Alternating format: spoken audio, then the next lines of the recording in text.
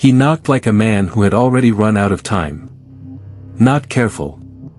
Not polite. 3 hard blows that landed on the door like panic instead of manners. Eliza's heart locked tight in her chest, the spoon frozen halfway to her mouth. The thin stew barely breathed steam, but her pulse roared like it was boiling over. No one came to her cabin. Not in winter. Not on this mountain ridge. And never after dark. She stayed still, listening. Wind shoved against the logs. Snow whispered and hissed across the roof. Then came another knock. Softer. Uneven. Almost pleading. Eliza reached for her father's old rifle, the stock worn smooth from years of use, her fingers stiff with cold and doubt. She moved toward the door and leaned close to the frost-clouded glass. What she saw stole the air from her lungs. A tall cowboy stood there, shoulders hunched against the storm. His coat was soaked through, clinging heavy to him. In his arms he held a small boy, limp and unmoving. 2 horses stood behind them, heads hanging low, sides shuddering with exhaustion, near collapse. The boy's lips were blue. Eliza's grip tightened on the rifle. The last strangers who had come up this ridge had laughed at her patched dress and bare shelves. They had ridden away warm and full, leaving her with nothing but shame and silence. Her father's voice rose in her memory, sharp and steady as the axe he once carried. Hospitality ain't optional in a storm. Eliza lowered the rifle. She set it down. And she opened the door. Snow rushed inside like a living thing, biting her ankles, stealing her breath. The cowboy staggered forward as if the act itself had been holding him upright, relief cracking through his exhaustion. "Ma'am," he said. Just one word. Dry. Broken. Like he'd carried it a long way. "Inside," Eliza said quickly. "By the fire." They crossed the threshold together, dragging the storm in behind them. When she slammed the door shut, the howl outside dulled to a distant roar. Silence settled heavy between them. The cowboy knelt by the hearth without being told.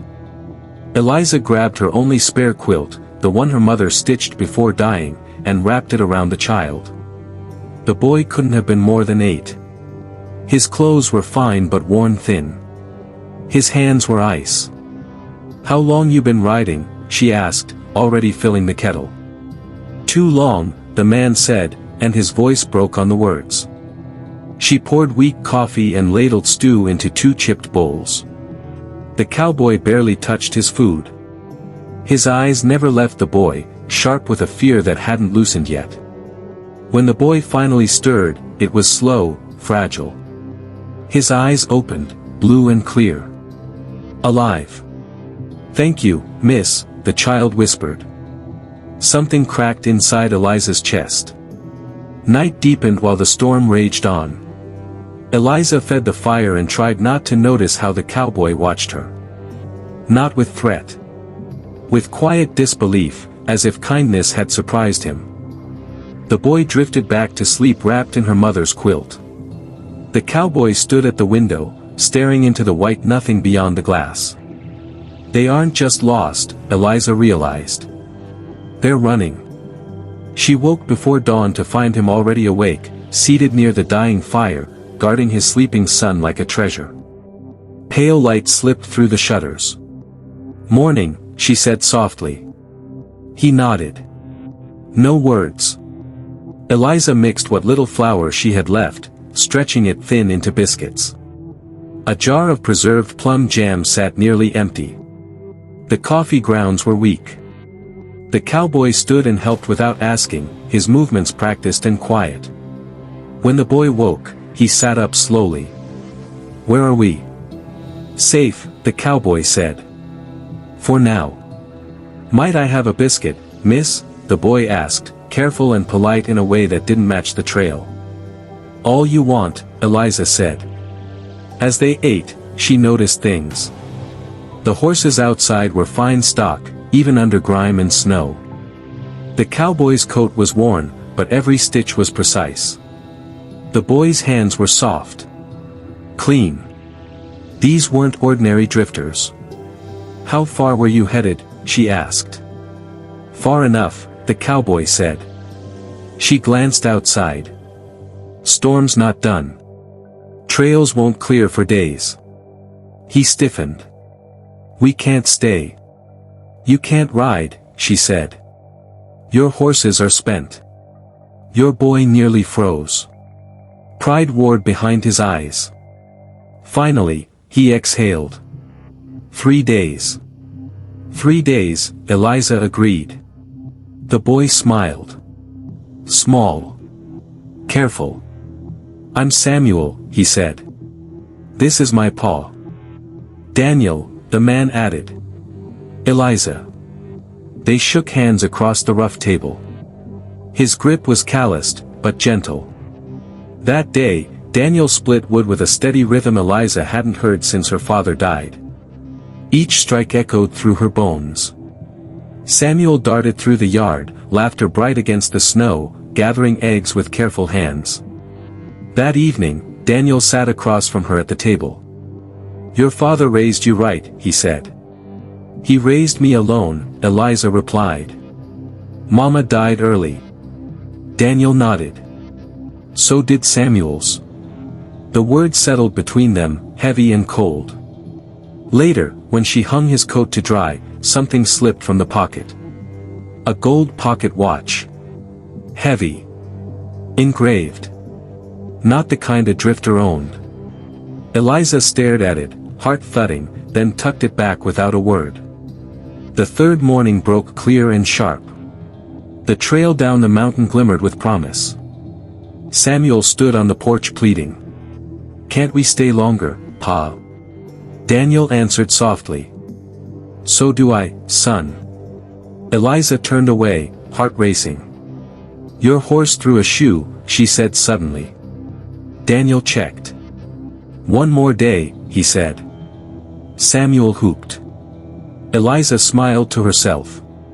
Just one more day, she told herself.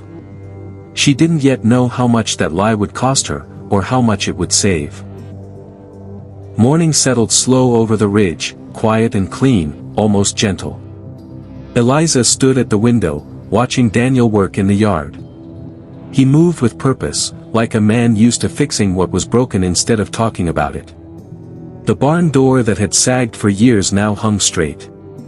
The loose fence post stood firm again.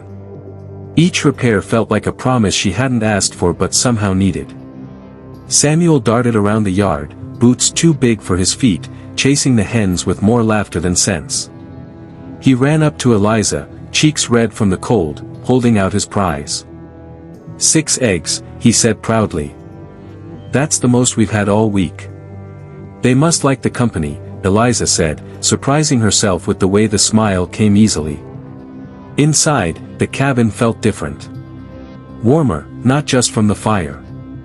Voices filled spaces that had held nothing but echoes. Eliza hadn't realized how heavy the silence had been until it lifted. That afternoon, Daniel stacked firewood until her pile doubled. His breath fogged the air. His hands were cracked, bleeding in places, but he never slowed. "You don't have to do all that," Eliza said. "We do," he replied simply. At supper, they ate together like it was the most natural thing in the world. Samuel talked about everything, the horses, the snow, how the cabin smelled like pine and bread. Daniel listened, watched, always watching. Later, when Samuel fell asleep by the hearth, Daniel spoke again. "Your place," he said. "It's strong." "It has to be," Eliza answered. "No one else is keeping it standing." Daniel nodded. "Same for us." She didn't ask what he meant. She didn't need to. That night, Eliza woke to the sound of hooves. Torchlight flickered across the snow outside. Her heart leapt into her throat. Daniel was already at the door. "Get inside," he said quietly. Before she could move, riders entered the yard. 3 men. One rode ahead, sitting tall like the land belonged to him. He wore fine wool and a sharp smile. "Well now," the man called. "Didn't expect company up here." Eliza stepped forward. "You have no business here, Lucas." Lucas tipped his hat. "Just checking on you." Storm hit hard. His eyes slid to Daniel, then to Samuel, half hidden behind him. "And who's this?" "Guests," Eliza said. Her voice was steady. Her hands were not. Lucas smirked. "Careful who you take in, folks. Talk." Daniel didn't move, didn't speak. Something about his stillness made Lucas's horse shift uneasy. "Railroads coming through," Lucas continued. "Your land's in the way. I'm authorized to make an offer." "Not for sale," Eliza said. Lucas's smile thinned. "Banknotes due soon. Shame to lose everything." Daniel stepped forward just enough to matter.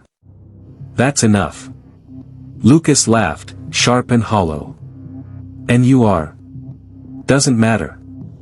Lucas studied him, then leaned back in his saddle. "Check his bags," he told his men. "See what he's hiding."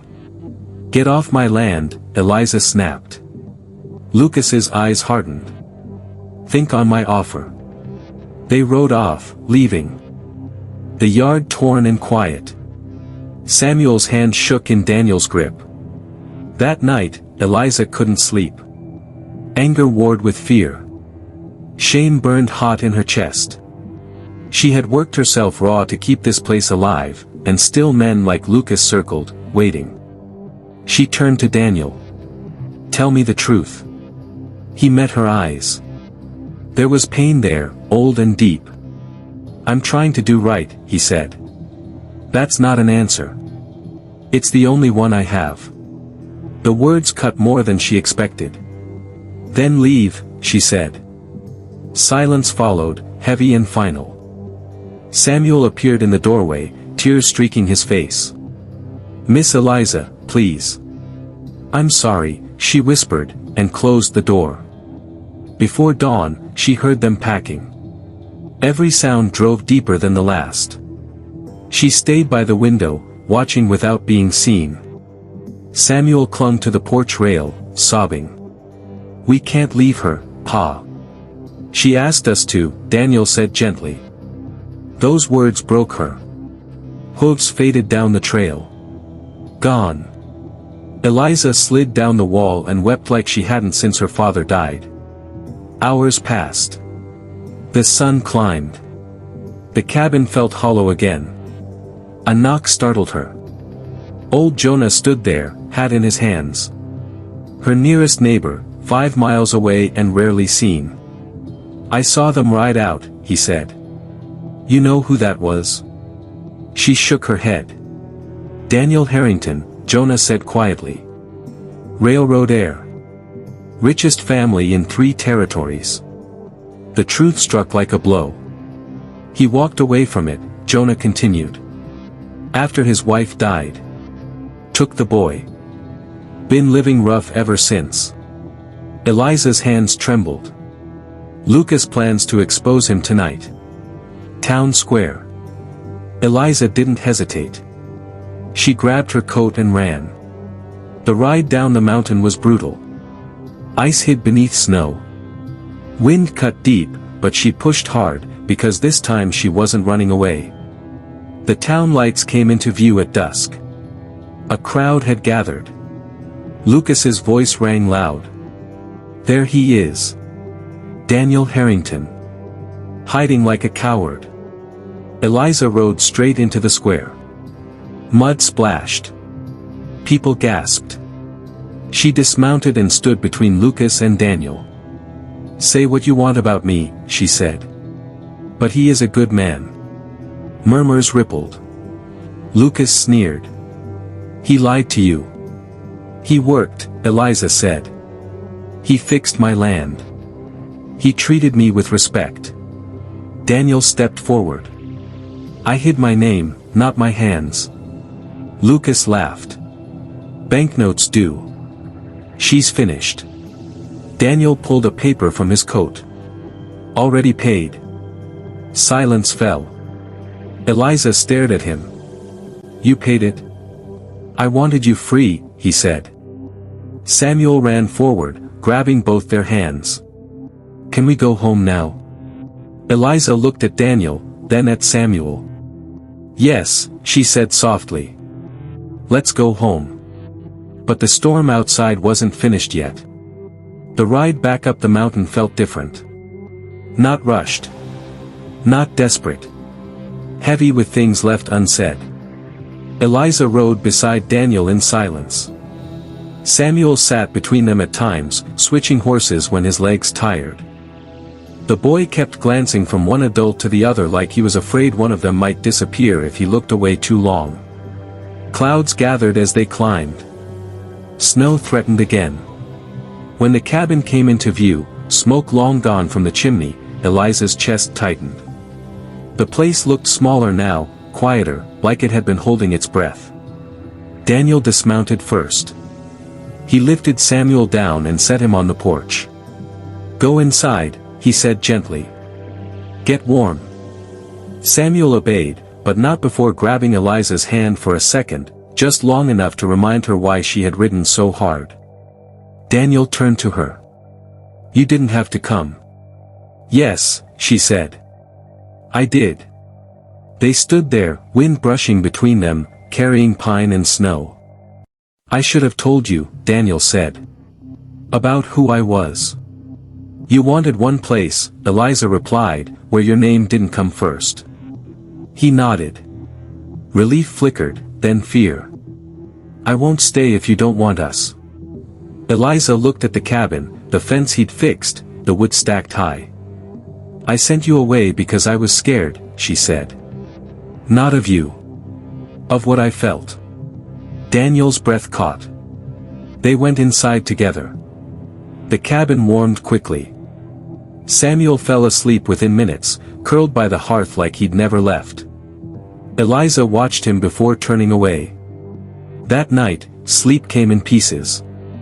She lay awake, listening to Daniel's quiet movements.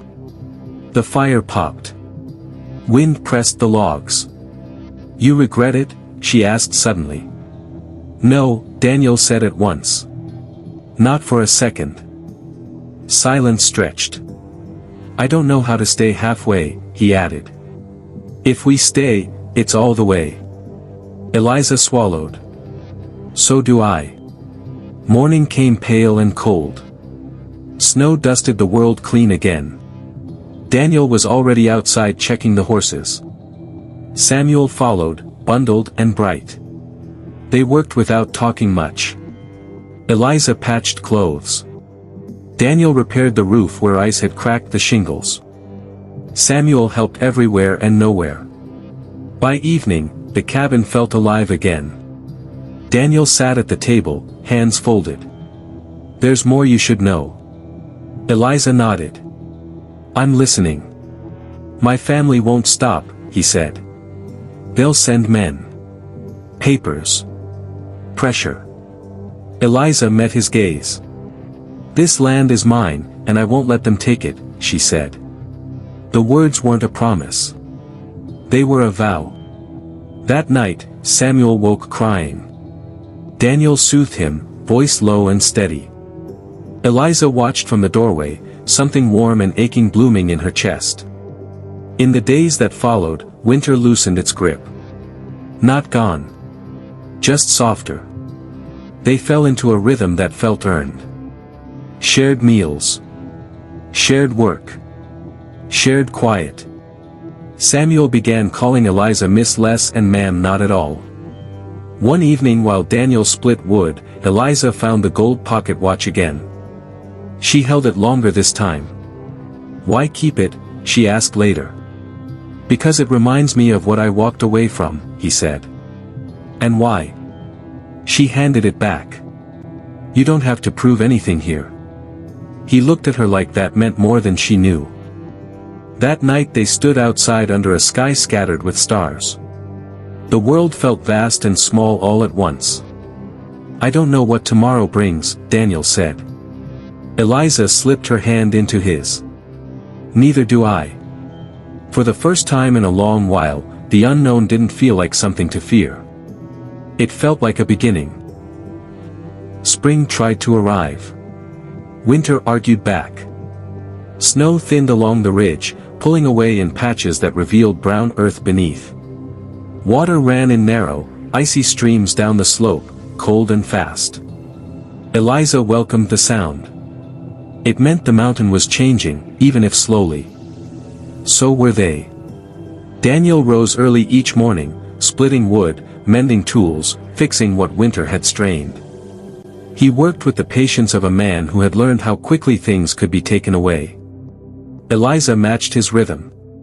She planted where the ground allowed, repaired clothes, stretched meals without complaint. Samuel thrived. His cough faded.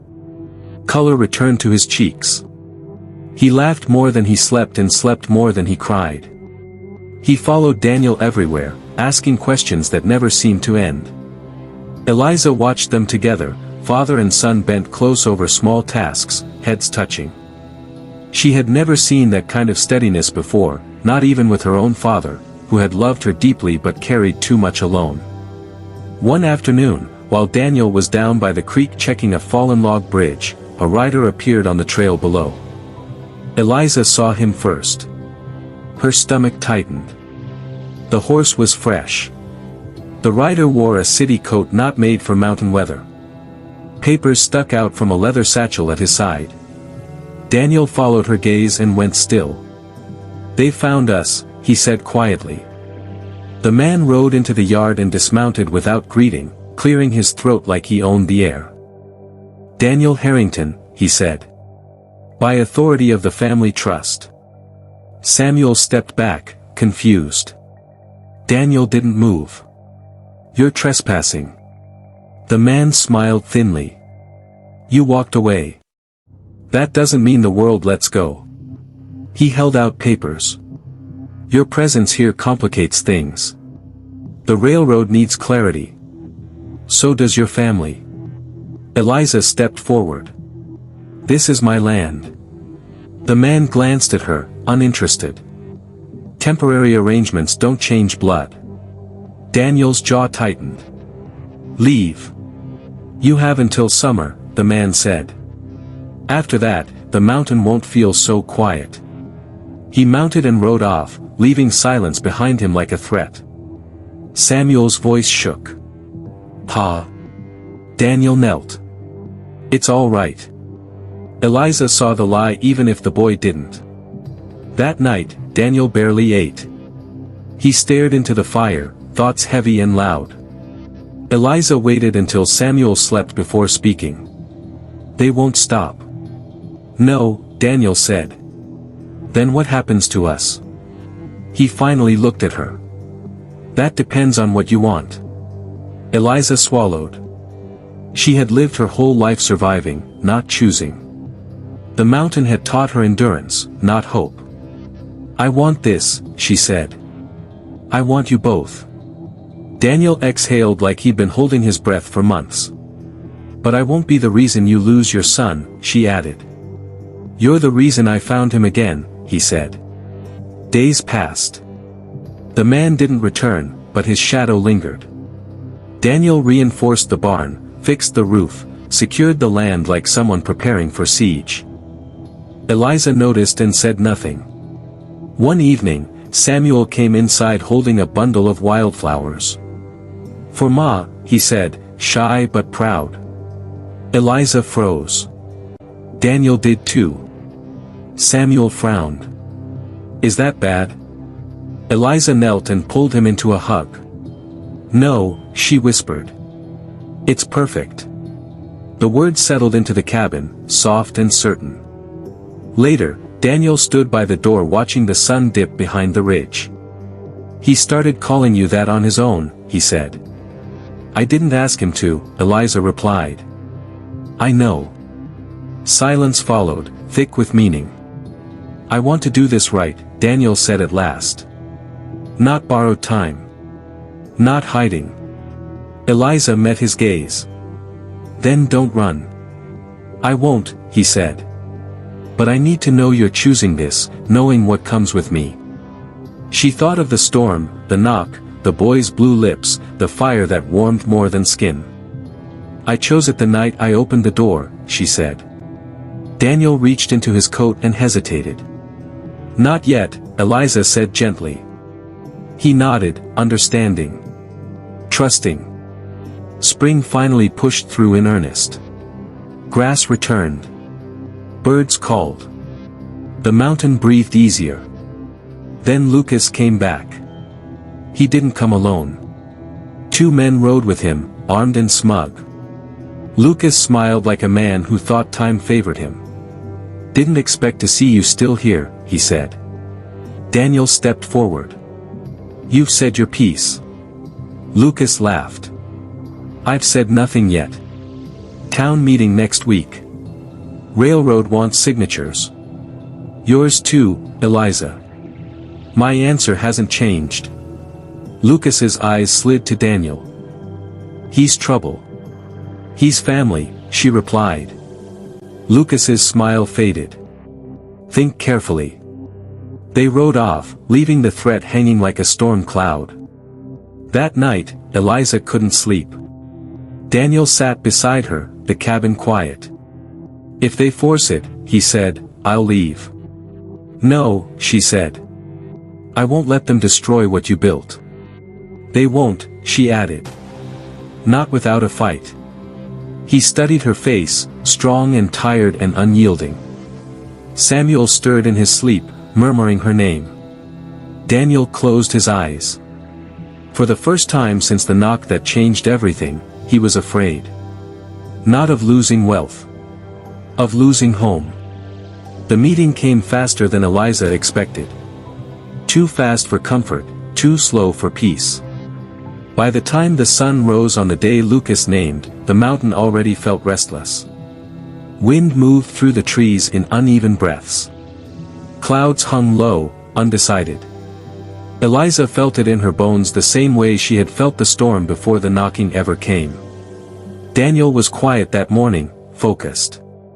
He fixed Samuel's coat buttons with care, smoothing the fabric like each touch mattered. Samuel watched him. Are we in trouble, Pa? Daniel smiled gently. No, son. We're just standing our ground. Eliza packed bread and dried meat. Her hands shook, but she didn't stop. She refused to let fear see her bend. They rode down together. Eliza on her mare, Daniel beside her, Samuel between them again, holding tight when the trail narrowed. The town looked smaller than she remembered. Meaner somehow. Windows watched them pass. People gathered in the square. Farmers. Shopkeepers. Men who had never lifted a hand when her roof leaked or her father died. Lucas stood near the hotel porch, confident, waiting. This land is needed, Lucas announced loudly. Progress doesn't stop for sentiment. Eliza dismounted before Daniel could stop her. My land isn't empty, she said. It holds my home. Murmurs rippled. Lucas turned to Daniel. And you? You don't belong here. Daniel stepped forward, calm and solid. Neither does greed. Lucas laughed. You walked away from everything. Why cling to this? Daniel didn't answer at once. He looked at Samuel. At Eliza. At the faces around him. Because this, he said slowly, is the first place my son has slept without fear. Silence fell. A railroad man stepped up, papers in hand. Sign, and the matter ends clean. Eliza shook her head. No, Lucas's voice sharpened. Then you lose everything. Daniel reached into his coat and handed over a folded document. A counteroffer. The railroad man frowned, reading. The land stays. The line reroutes through the East Pass. That costs money, Lucas scoffed. I have it, Daniel said. The railroad man nodded. This is valid. The crowd stirred. Lucas's confidence cracked. You think this makes you a hero? He hissed. No, Daniel said. It makes me done. The meeting dissolved quietly. People avoided Eliza's eyes. Some nodded. Some looked ashamed. The ride back up the mountain was slower, heavier, but freer. Samuel ran ahead when the cabin came into view, laughing like the world had righted itself. Eliza lingered by the porch. Daniel joined her. You didn't have to do that, she said. I wanted to, he replied. Not for the land. For us. She studied his face, lines carved by grief and love both. What happens now? I stopped running. That night, he built a fire strong and warm. Samuel fell asleep early, exhausted and smiling. Eliza and Daniel sat together, close but not touching.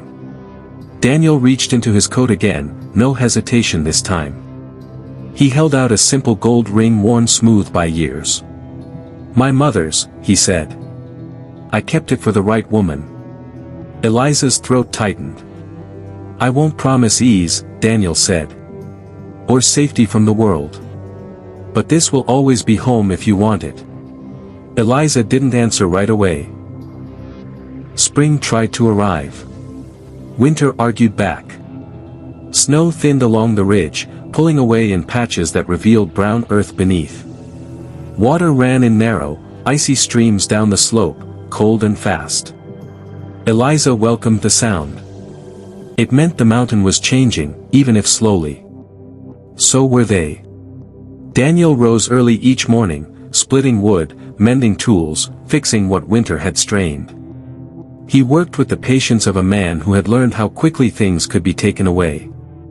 Eliza matched his rhythm. She planted where the ground allowed, repaired clothes, stretched meals without complaint. Samuel thrived. His cough faded. Color returned to his cheeks. He laughed more than he slept and slept more than he cried. He followed Daniel everywhere, asking questions that never seemed to end. Eliza watched them together, father and son bent close over small tasks, heads touching. She had never seen that kind of steadiness before, not even with her own father, who had loved her deeply but carried too much alone. One afternoon, while Daniel was down by the creek checking a fallen log bridge, a rider appeared on the trail below. Eliza saw him first. Her stomach tightened. The horse was fresh. The rider wore a city coat not made for mountain weather. Papers stuck out from a leather satchel at his side. Daniel followed her gaze and went still. They found us, he said quietly. The man rode into the yard and dismounted without greeting, clearing his throat like he owned the air. Daniel Harrington, he said. By authority of the family trust. Samuel stepped back, confused. Daniel didn't move. You're trespassing. The man smiled thinly. You walked away. That doesn't mean the world lets go.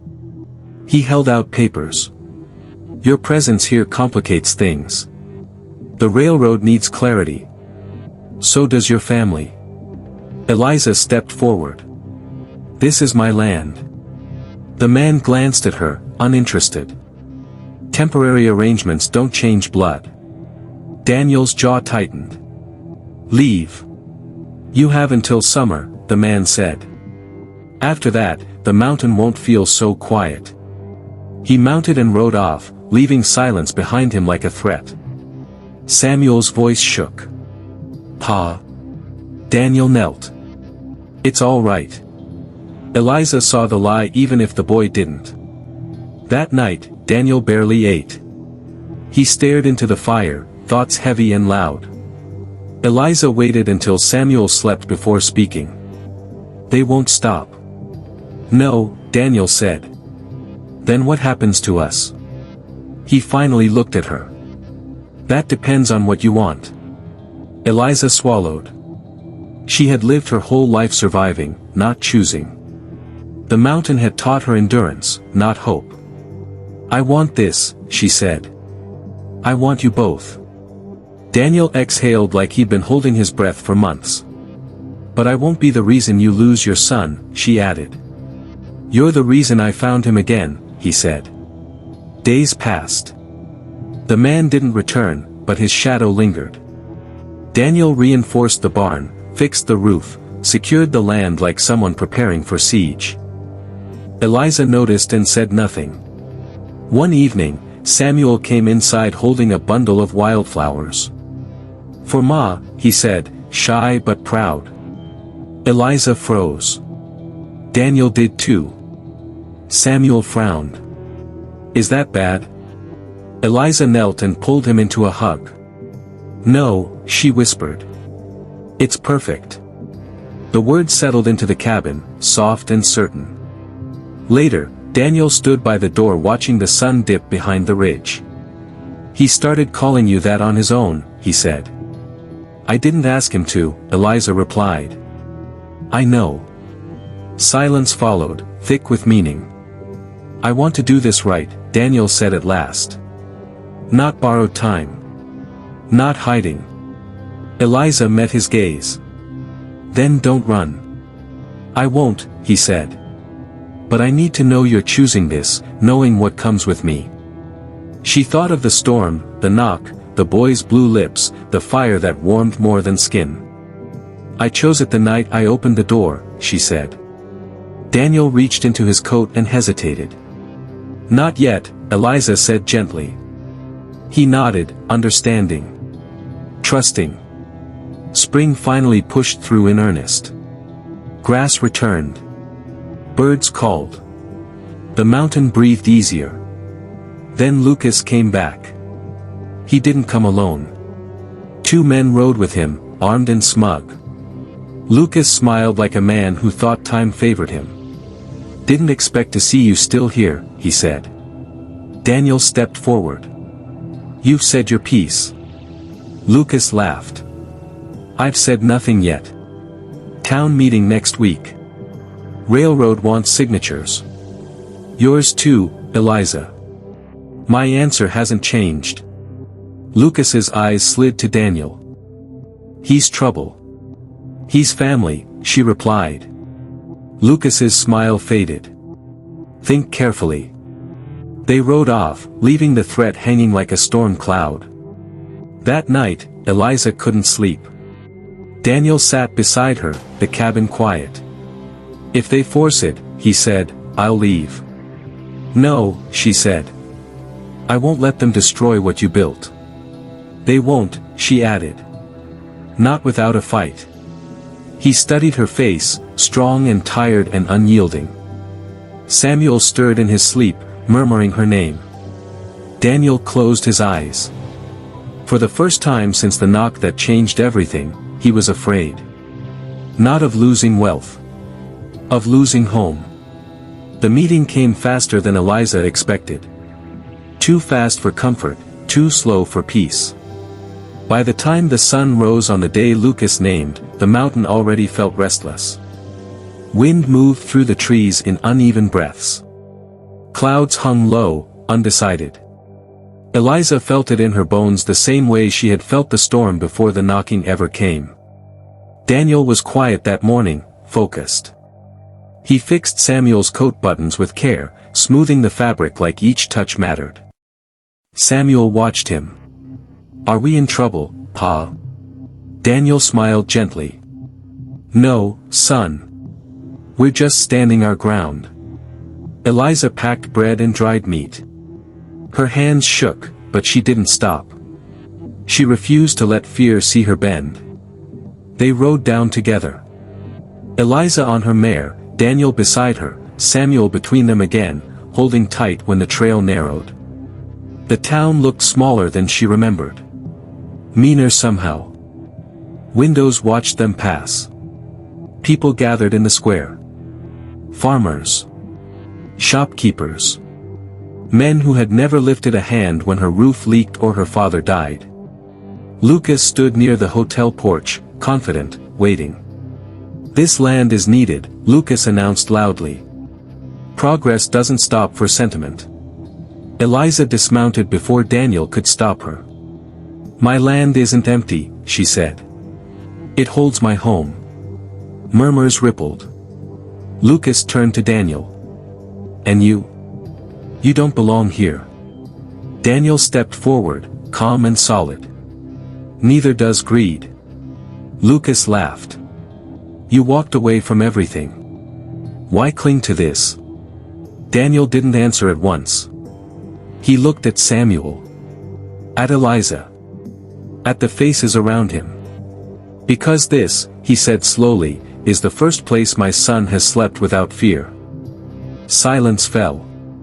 A railroad man stepped up, papers in hand. "Sign, and the matter ends clean." Eliza shook her head. "No," Lucas's voice sharpened. "Then you lose everything." Daniel reached into his coat and handed over a folded document. "A counteroffer." The railroad man frowned, reading. "The land stays. The line reroutes through the East Pass." "That costs money," Lucas scoffed. "I have it," Daniel said. The railroad man nodded. "This is valid." The crowd stirred. Lucas's confidence cracked. "You think this makes you a hero?" he hissed. "No," Daniel said. "It makes me done." The meeting dissolved quietly. People avoided Eliza's eyes. Some nodded. Some looked ashamed. The ride back up the mountain was slower, heavier, but freer. Samuel ran ahead when the cabin came into view, laughing like the world had righted itself. Eliza lingered by the porch.